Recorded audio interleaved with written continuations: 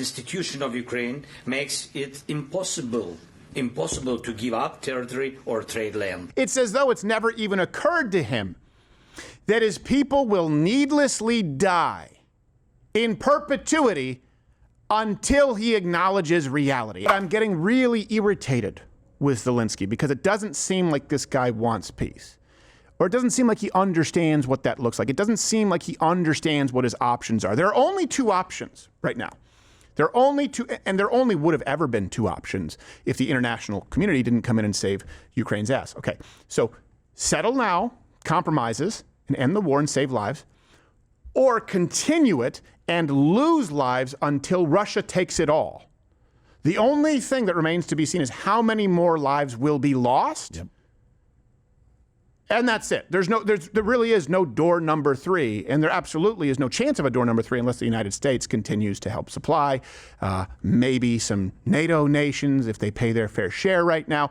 But let's set this up. Friday, President Trump met with Vladimir Putin in Alaska, and of course he's going to be meeting with Zelenskyy today. But I will say the meeting with Putin, despite how the left tried to characterize it, flying B-2s overhead and timing that flyover just as Putin walks down that carpet gave me a small chub.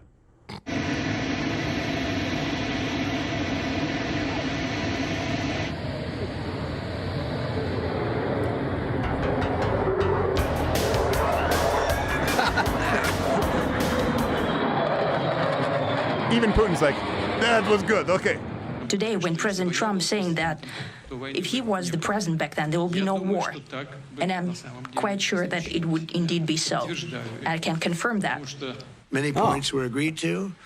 There are just a very few that are left. Some are not that significant. One is probably the most significant. But we have a very good chance of getting there. We didn't get there, but we have a very good chance of getting there.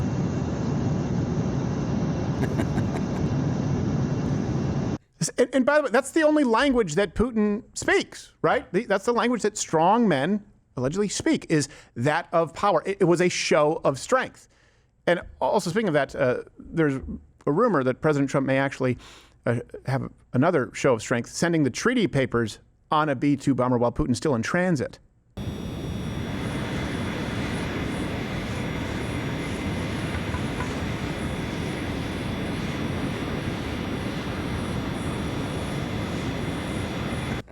Geez, you'd think those things would have like an electronic window. No, it's just another point of failure, Gerald. Yeah, so you want to keep it simple. Right. And then yesterday, Zelenskyy decided to go out and grandstand. And here's my question to Zelenskyy.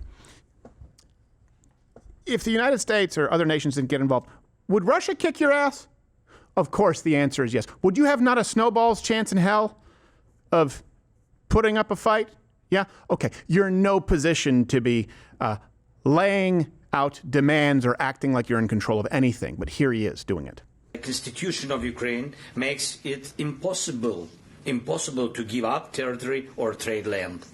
Since the territorial issue is so important, it should be discussed only by the leaders of Ukraine and Russia at the trilateral Ukraine, United States, Russia. So far, Russia gives no sign that trilateral will happen, and if Russia refuses, then new sanctions must follow.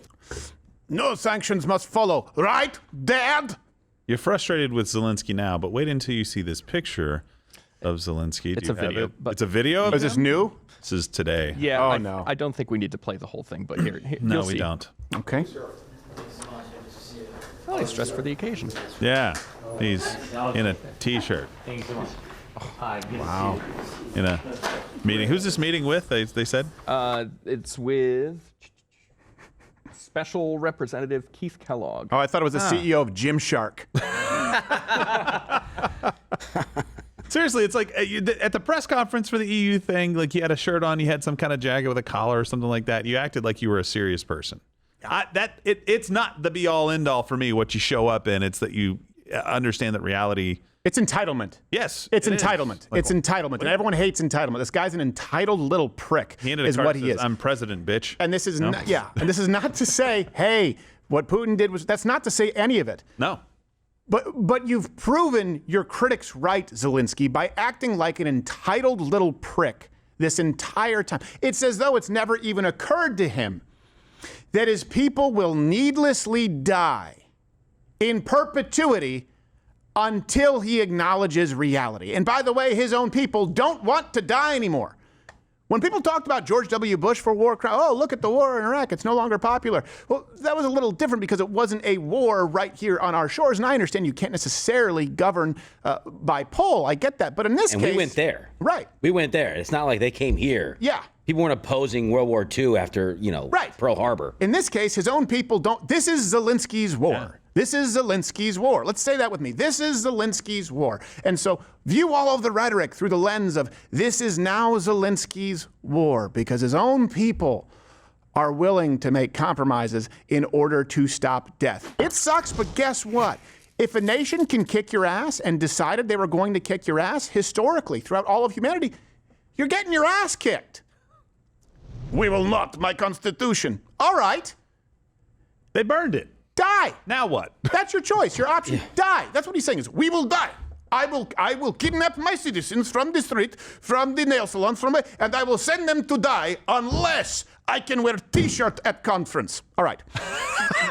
Yeah, maybe you can concede some land or watch the Russians burn your constitution. Yeah, exactly. You have a choice. Exactly. Not that I like it, but... No, I don't like any of it, but it's reality. It says in my constitution that, what is this streak? Oh, it's Putin poop. So, and we'll go through some claims and truths here. Ahead of the meetings on Monday, Trump posted these statements on Truth. He said, President Zelenskyy of Ukraine can end the war with Russia almost immediately if he wants to, or he can continue to fight. Remember how it started? No getting back Obama given Crimea 12 years ago without a shot being fired, and no going into NATO by Ukraine. Some things never change. And then Zelenskyy responded with, on X, we all share a strong desire to end this war quickly and reliably, and peace must be lasting. I am confident that we will defend Ukraine, effectively guarantee security, and that our people will always be grateful to President Trump and everyone in America and every partner and ally for their support and invaluable assistance. Russia must end this war, which it itself started. Yes, yes. Why? Here, again, take out the United States, who, by the way, has done the lion's share here. Take out NATO, who, of course, they've kind of been a joke. Maybe they won't be anymore if they pay their fair share. Take them out. Russia must end this war. It means that, using those words with bullies. If we all agree that they're bullies, that always works. He's right, though. Russia does need to end the war, and they're willing to do it on terms you're not going to like. Yep. On terms none of us like, really, but, I mean, they're terms that are going to end it, so... I am confident that we will defend Ukraine, effectively guarantee security. Who's we? You know what? Here's the thing. I wouldn't have a problem with it if you take you and Ukraine out of we, because you are doing nothing. You are doing nothing. Just to be clear, what you mean by we is Big Daddy United States will step in. We guarantee, and I'm going to talk tough and wear mock neck, zip neck Under Armour. Shut up. Shut up. We're sick of it. Also, you know what else you could... I'm going to get to the claim truth here. Give me a second. You could make the case, and I will, that this war may never have happened if not for Democrats in 2016 through 2020. Let me tell you what I mean. The Democrats did the Russia, right? The Russia collusion, which we now know to be verifiably false, fabricated completely. And hopefully people will be arrested over it. Yes. This is the party Barack Obama said, the 80s called, they want the foreign policy back, to Mitt Romney. Then when Donald Trump won, they needed a boogeyman. And so they lied to you and fabricated a story that said Donald Trump was Putin's stooge and Russia helped Donald Trump win the presidency. So you put pressure on Putin on the international stage as an international villain, right? We now all of a sudden had to vilify Russia. And then that also led to an escalated talks of Ukraine must join NATO. Well, why must they join NATO? Because Russia is on the move. They are a threat to democracy. They're a threat. Look, they steal U.S. election. Maybe Putin, obviously, that's not the reason he did it, but that's the excuse he used. The excuse he used is you guys were talking about Ukraine joining NATO. And it wouldn't have been an international conversation of significance because Russia was not a part of the international conversation to any significance until the Democrat Party decided that they needed a boogeyman to blame so that they could try and guilt Donald Trump by association. Comment below. Does that make sense? You could say that Hillary Clinton and Barack Obama and Fusion GPS, the Steele dossier, and Adam Schiff, that has played a huge role in escalating this conflict between Russia and Ukraine by backing them into a corner. You know? So the narrative now is that Trump is, because they tried to do it before, he's a Putin stooge, he's a Putin stooge, he's a Putin stooge. So since it didn't work, and now we know that they were lying, they're trying to say that after Alaska, no, really, we really mean it this time. The wolf is coming. Donald Trump is in Putin's pocket. It's time for Claim Truth. So the first claim, and all references are available, link in the description. I forgot about that. I forgot about it too. I don't know if it works. The first claim is that President Trump treated Vladimir Putin, a man we're asking for something, with far too much respect. This is a guy who bombs every night, terrorizes civilians in Ukraine, and kills them every single night. That is not a person that you should roll out the red carpet to. And the fact that Trump just treats him as his friend is a real setback for America's reputation in the world as the leader of the free world that has implications way beyond Ukraine. Yeah, it's not like anyone else has done this. Here's the truth. Every major world leader, or certainly of the United States, has met with Putin at one point or another and palled around. Well, just look here. This is former Vice President Joe Biden in 2021 meeting with him after Crimea happened in 2014. When you get back and forth in that whataboutism, especially with the translator, great points of Hey, they're on a red carpet too. You cannot hear exactly what he said. You don't exactly know what he said, and you can make a misstep in that situation. As we watch these images, there's a still photo just in, hot off the presses of the two face-to-face. And here's something else. All smiles. Unbelievable. You give respect to someone if you're asking them for something. Yes. And so what the left is really saying is they want never-ending war if they don't want Donald Trump to be diplomatic with Putin. Let's just say, if you have a neighbor who's playing music really, and you can't stand them, but you're trying to get some sleep, usually your first stab at it is to go over and say, hey, I got kids. Do you think you guys can turn it down? Right? You don't go over and point your 1911 at them right out of the gate. No, because they still live there. Yeah, they still live there. You have to deal with them tomorrow. Yes. By the way, a little trick, if you have a neighbor you don't like, you can blare music really loudly, and when they call the cops, just turn it down when they show up. But not all the way, just like to medium? To a medium level. So that it's like, oh, it's kind of loud. You're like, I think it's kind of loud. You're like, I'm sorry, I was playing it is this too loud? Oh, I can turn it down. And the cop will be like, yeah, I guess it's kind of loud. Thanks. This guy's just a worrywart. This guy's just a nag. All right. Yeah, or you can get on their roof and throw a raccoon down their chimney. You can do that too. Oh, yeah. Yeah, you can do that. What if they have it closed? Doesn't it kill the raccoon? No, raccoons know to find. The raccoon is. They know how to find their way around. The raccoon's not important. Yeah. I mean, they're clever enough. They can make it through. They can fit in just about anything. They're like Yogi Berra. Yeah. And let's also compare, by the way, while we're talking about respect, hey, what about all of the European leaders dealing with, speaking of abuses of human rights, like chaining Uyghurs to a loom, force feeding them cigarettes for 12 hours a day and not giving them a piss break? Well, China. In the early hours of July 24th, Chinese President Xi Jinping will meet with President Costa and President von der Leyen. Gerald, what color is that while carpet? Chinese Premier Li Qiang will co-chair the 25th China-EU summit with the two EU leaders. Strong UK-China relationship is important for both of our countries and for the broader international community. Good morning. Good morning. Welcome to China.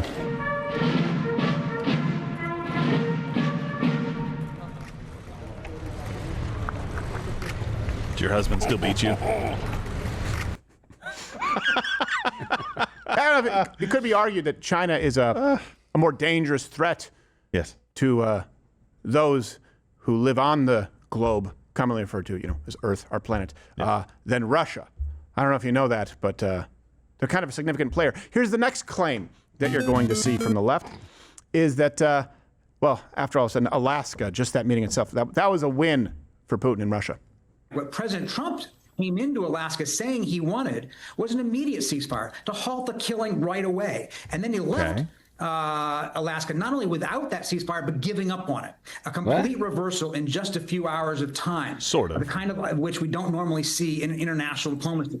And that means that what Vladimir Putin got out of this summit meeting is not only the nice photo op on the red carpet and in the presidential limousine, which is what he's looking for, was essentially a free pass to continue the war for an indefinite amount of time without the severe consequences that Trump said he would impose if there wasn't a ceasefire. That meeting was a disaster. It was an embarrassment for the United States. It was a failure. Putin walks away with his photo op with zero commitments made and zero consequences. What a great day for Russia. Well, first off, they can't know anything because the conversations are not going to be revealed until the conversation with Zelenskyy happens. And here's the truth. It would seem that President Trump came in hot, like he's done with tariffs, like he's done with a lot of policies, and then is planning on settling somewhere in the middle. It's almost like, assuming the media wasn't functionally retarded, in which case they would be lying to you. It's almost like President Trump has written a book specifically on this, almost exactly. A small little gem known as Art of the Deal. You may not have heard of it. He wrote, "My style of deal making is quite simple and straightforward.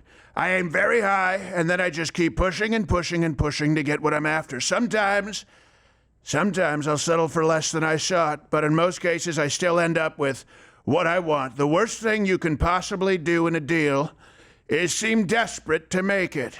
There you go. And by the way, Donald Trump, you don't hate Democrats and Chris Murphy specifically enough right now. With the things that he was saying, he just wants people to continue dying. Donald Trump may be willing to give up on a ceasefire for a peace deal that they were trying to get. They didn't make any concessions. Witkoff begs to differ with you on this. Yeah. They're setting things up right now. You guys want world war if it is what it takes so that Donald Trump doesn't look like he did a good job and got a win. Do you ever take a step back and just look in the mirror and go, who the hell am I anymore? I don't want our country to succeed. I want thousands of people to die in Ukraine and Russia just so Donald Trump doesn't look good and go up in the polls? They're ratings machines. That's all they care about. They're not getting great ratings, but that's all they care about. Before the meeting happened, they're all going, "Oh, what is that? They're having a peace talk without Zelenskyy? How can you have a peace talk without Zelenskyy? How can you have a ceasefire talk without Zelenskyy?" And then afterwards, he abandoned the ceasefire talks. Yeah, man, can you believe I thought he couldn't even do it without. I thought he wasn't going to even happen. Oh, wait, he's meeting with him today? Oh, it's almost like you meet with one party, meet with the other party, and then you eventually meet with both. It's almost like that's how mediation takes place. Exactly. And by the way, when you're talking about concessions, they say, I didn't get anything. Well, this does include for the first time Russia actually accepting security guarantees for Ukraine. Everything is going to be about what the Ukrainians can live with. But assuming they could, we were able to win the following concession: that the United States could offer Article 5-like protection, which is one of the real reasons why Ukraine wants to be in NATO. We sort of were able to bypass that and get an agreement that the United States could offer Article 5 protection, which was the first time we had ever heard the Russians agree to that. There you go. And the Russians agreed to that after a B-2 bomber flew over Putin's head. Yes, exactly. Do you understand what that means? It means that if if Russia ever invades Ukraine again, if they get a peace agreement, that Russia would be staring down the barrel of a gun held by U.S. soldiers if they did so. Not just some European countries that kind of surrender whenever they don't like what's going on or hem and haw around about what we're going to do because our neighbor and, oh my God, Russia, and they're going into Ukraine, maybe let's send them some money, but keep buying their oil and natural gas. No, that is the United States going, we will come in and end you if you do this. Right. That's massive. Yeah. Not even a barrel of a gun, just the sound of a beep.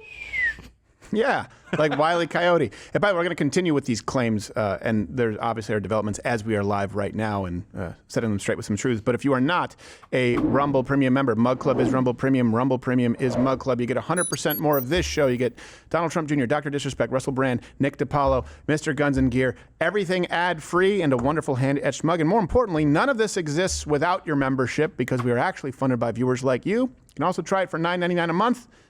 If everything you're watching right now disappears in a cloud of blue smoke, you'll know that means not enough people joined up. And if you don't want to join today, you keep watching for free. Tim Pool right there. Or join, click that button, and we'll continue to try and earn your vote, earn your membership. The next claim is that The Ukraine cannot and absolutely must not concede under any circumstances any type of territory as though they have a choice. With regards to any territorial questions in Ukraine, our position is clear. International borders cannot be changed by force. These are decisions to be made by Ukraine and Ukraine alone. The constitution of Ukraine makes it impossible to give up territory or trade land. Want to bet? Since the territorial issue is so important, it should be discussed only by the leaders of Ukraine and Russia at the trilateral Ukraine, United States, Russia. So far, Russia gives no sign that trilateral will happen, and if Russia refuses, then new sanctions must follow. So Zelenskyy said that the Ukrainian constitution, it doesn't allow for land swaps, but their constitution, he added, says nothing about wife swaps. So that, look, there's always a way to find... Oh, wait, is that Putin's mistress? No, that's Zelensky's wife. No, it's Zelenskyy. And then on the right, it's Putin's mistress. Yeah. Nice. One of them wanted to extend the rental. You keep her for a while. I will, this is okay for me. Gosh. By the way, the reason Gerald's laughing is because as I put my headphones back on, your headphones assaulted they snapped, and I hit my head like an idiot. It was fantastic. No, I was also laughing about somebody from Europe representing leadership in Europe, not somebody on the street who doesn't know anything about the history of the country going, yeah, you never redraw lines because of aggression. I'm like, certainly not in Europe. Yeah. The entire history of your continent. I think the only exception is like, Ireland as it relates to the Roman Empire, because they were like, there's no reason to conquer said people. There's nothing there. Did Europe have anything to do with the USSR breaking up and Russia redrawing their lines? That's a good question. Yeah, I don't know history that well. I don't know either. It seems suspicious. It's almost like, remember Gorbachev, and there was this guy, Ronald Reagan, who actually had a pretty good working relationship, but Ronald Reagan, from a position of power, was able to be respectful and then demand that he, tear down the wall, and he did. So it's almost like we have examples of this in the past, along with examples of maps being redrawn. And for that, I would point you to all of human history ever, in particular Europe. That's how we have lines now. Yeah, pretty much. Everywhere. The only reason ours haven't really changed that much is because we have, an ocean between us, and we're really badass, and so we don't need to. Well, we had lines, but we told the country that controlled those lines, we don't like your lines. Yeah, we don't like them. We drew our own, and if you want to do anything about it, you got to come over here. And they did. Yeah. They did. But we sent them home. Like, pretty much Mexico was like a few years, and we were like, hey, we don't like the lines. And they're like, well, what kind of lines do you want? We're like, oh, you're putting me on the spot. We'll take Texas. How about there? Like, we'll just do all of this, and you guys go over there. And they're like, okay. Thank you. Pretty much. It's a little more complicated. It's a little more complicated. But that's how it ended up. Yeah. There's like 100 presidents in 50 years. It's a whole different thing they have going on. But come on, it's an hour and a 45-minute show. So here's the truth. Ukraine has no leverage. And again, I know it's easy to make the mistake. You're thinking they have some leverage. No, they have none. So the lines of control have pretty much not changed for 2 years. And here's the thing. At this point, and this is considering where we are now, if other nations, namely, us financially helping them, had not gotten involved, Ukraine would already be Russia. They would have no say in it whatsoever, ever.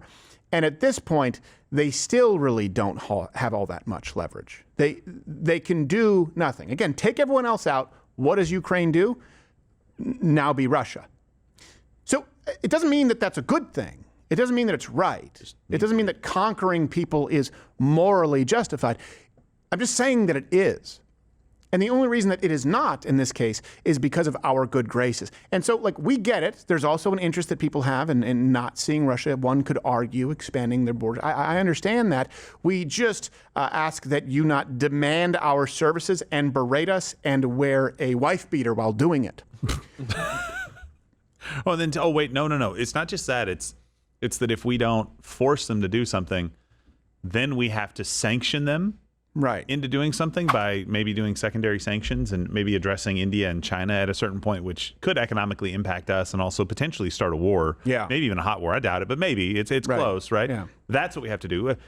all of this. And look, I get it. Tens of thousands, hundreds of thousands of Ukrainians have probably died in this war. Guess what? They're doing it still today. Mm-hmm. They're doing it still today. This war, just because those lines haven't moved, it's not for lack of trying. Same thing happened in World War I. Lines didn't move. People still died. That's why they call it a meat grinder. That's still going on today. But the only reason that there's a fight at all is because of the money and weapons that you've gotten from the West, namely the United States, primarily. I know Europe has done some good job kicking in, but Here's the thing, too. Is Ukraine, like, you're basically saying, okay, if you don't get this done now, you're gonna try your hand at a war of attrition with the Russians. Yes. Now here's the thing. That's all they have. The Russians, they're not a technologically advanced military. They're not a particularly formidable fighting force. A lot of people thought that they were. Turns out they're kind of crappy.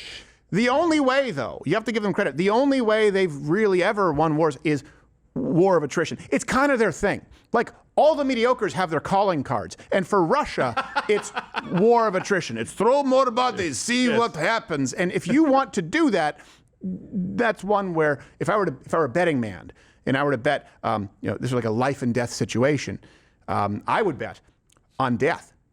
So it always wins. Here's Rubio, who is, again, most improved player over the last few years, laying down the law. Aggravated Rubio. He's just the best Rubio. It's the best version. He's constantly calling the media. They'll say something like, no, that's not true. No, that's a lie. That's not true. That's not what happened at all. It's like a brother who's tired of his sister who went to college being a know-it-all. I'm like, you have no idea what you're talking about. So he laid it out. Both sides are going to have to give up something. Hey, that makes sense. In order for there to be a peace deal, this is just a fact. We may not like it. It may not be pleasant. It may be distasteful. But in order for there to be an end of the war, there are things Russia wants that it cannot get, and there are things Ukraine wants that it's not going to get. Both sides are going to have to give up something in order to get to the table, in order to make this happen. That's just the way it is. And I mean, the sooner we accept that, that's the reality. Now, what those things are is going to be up to both sides. There's no conditions that can be imposed on Ukraine. They're going to have to accept things, but they're going to have to get things too. Yeah. It's called a compromise. It's called negotiation. So some of the demands from Russia, like Ukraine withdraw from the Donbass region, that they freeze the lines of control in 2 other regions, that they allow the Russian Orthodox Church to operate in Ukraine, make Russian the official language. Some of these are very unlikely to take place. Jerks. What a D move, man. You speak our language. Yeah, they just started like, look, okay, Donbass region, all right, we need to freeze lines of control. Also, you are all going to speak Russian.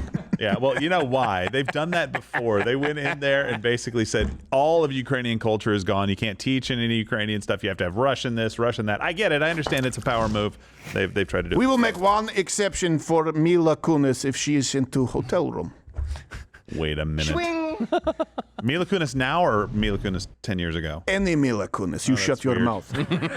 That's super weird. All right, well, were we about to say something new? Research just chimed in to say making Russian an official language. Oh, I thought it was making Russian the official language. Oh, that's actually not that bad. No.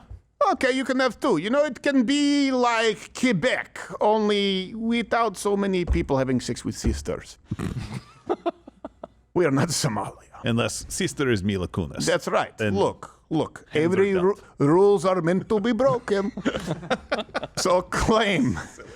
The next claim you'll see is that Zelenskyy is specifically bringing EU. Boo, hold on. Let's. I'm sorry. Come on. What? Well, the problem was I was going to admonish you for saying the official language when it was an official language. Yeah. And that was the closest claim button to that. Well, that one's not as fun. But I could still admonish. Yeah, you can admonish me, even though that's what research told me they were doing. That's also true. But I'll take the. They were wrong. Yeah. Yeah. But it's me. It's my face. I can't admonish run through. Or run through, sorry. Yeah, admonish run through. Admonish Gerald again for that. Yeah, come on, admonish Gerald. Yeah, Gerald's fault. I think we all agree on this. Definitely. This is the trilateral agreement. Admonish research. That's of admonish. There we go. There are Gerald. words. Hey, look, a black chick on CNN. So, no way. The next claim, let's hit claim again.